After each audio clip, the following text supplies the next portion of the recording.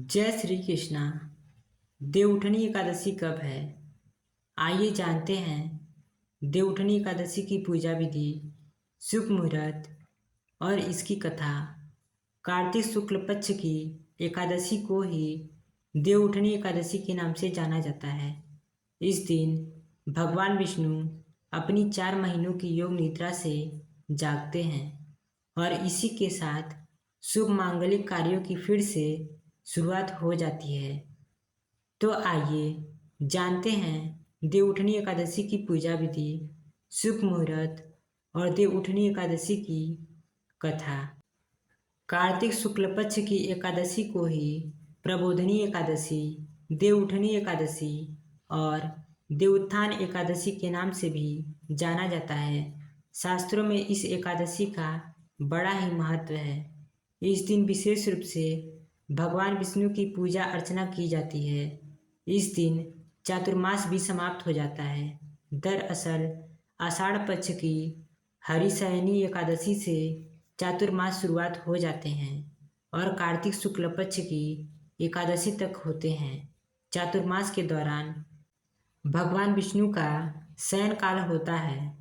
इन 4 महीनों के दौरान विवाह आदि सभी शुभ कार्य बंद होते हैं, जो कार्तिक शुक्ल पक्ष की देवउठनी एकादशी से फिर से प्रारंभ होते हैं। ऐसे में इन मांगलिक कार्यों को और भी मंगल बनाने के लिए आज देवोत्थान एकादशी के लिए तुलसी विवाह कराने की परंपरा है। इस दिन शालिग्राम और तुलसी का विवाह कराया जाता है। तो आइए जानते हैं देवउठनी एकादशी की पूजा विधि, शुभ मुहूर्त समेत संपूर्ण जानकारियाँ। देवउठनी एकादशी की शुभ मुहूर्त। देवोत्थान एकादशी 1 नवंबर 2025 शनिवार को है। 2 नवंबर को पारण का समय 1:11 से 3:23 तक रहेगी।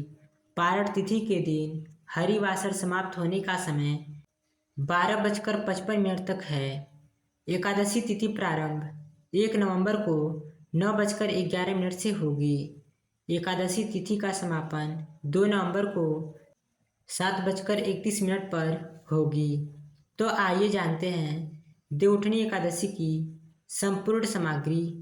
देवउठनी एकादशी में गेरू और खड़िया देवताओं के चित्र बनाने के लिए 2 स्टील की परत, एक में समान और एक ढकने के लिए, तुलसी का पौधा और पत्ता, दीपक, चावल, अक्षत, रोली और हल्दी, पंचामृत, पान, सुपारी, इलायची, गुड़ या मिश्री, कलश, जल, फूल, धूप बत्ती, शंख और घंटी, गन्ना, सिंघाड़ा, शकरकंद और 5 मौसमी फल, एक छोटी लकड़ी की चौकी और पीला वस्त्र। ये वस्तुएं देवउठनी एकादशी के लिए विशेष महत्वपूर्ण हैं। तो आइए जानते हैं देवउठनी एकादशी की संपूर्ण पूजा विधि।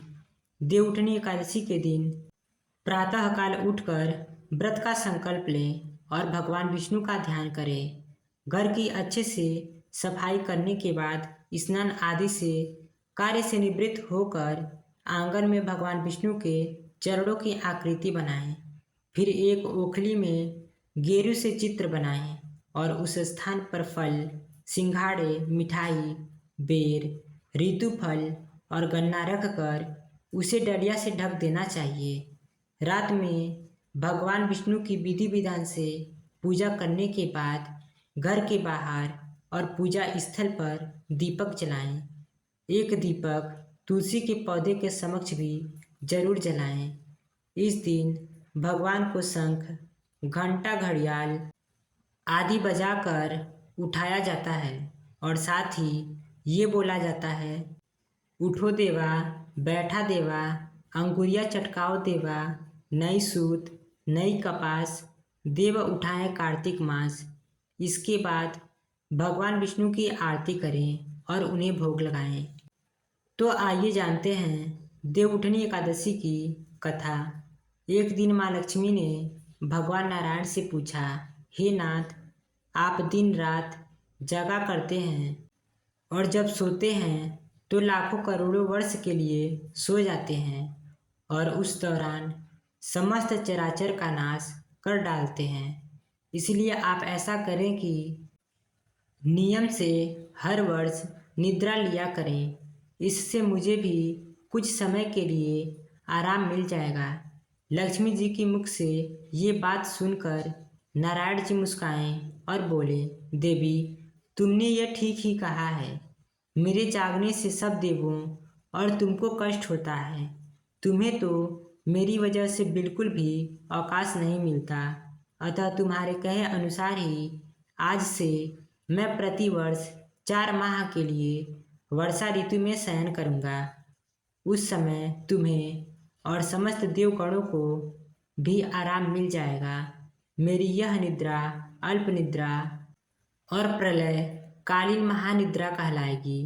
इस काल में मेरे जो भी भक्त मेरे शयन की भावना कर मेरी सेवा करेंगे और मेरे शयन व उत्थान के उत्सव को आनंद पूर्वक मनाएंगे, उनके घर मैं तुम्हारे साथ निवास करूँगा। तो ये थी देवउठनी एकादशी की पूजा विधि, शुभ मुहूर्त, देवउठनी एकादशी की कथा और देवउठनी एकादशी से जुड़ी हुई संपूर्ण जानकारी।